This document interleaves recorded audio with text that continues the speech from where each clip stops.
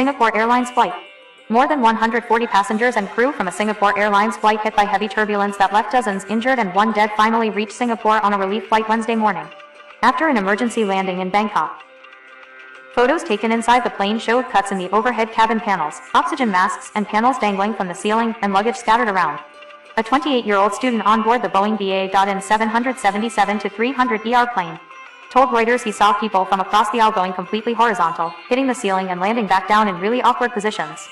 Everyone seated and not wearing a seatbelt was launched immediately into the ceiling. Some people hit their heads on the baggage cabins overhead. Photograph from the interior of the plane showed gashes in the overhead cabin panels, oxygen masks, and panels hanging from the ceiling.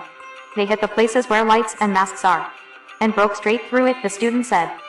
Everyone seated and not wearing a seatbelt was launched immediately into the ceiling. Some people hit their heads on the baggage cabins overhead and dented it. They hit the places where lights and masks are and broke straight through it, the student said.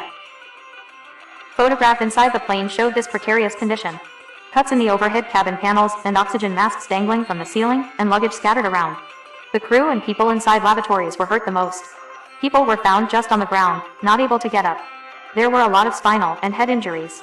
Another passenger said. Surreal. So many injured people. Head lacerations, bleeding ears. A lady with screaming in pain with a bad back.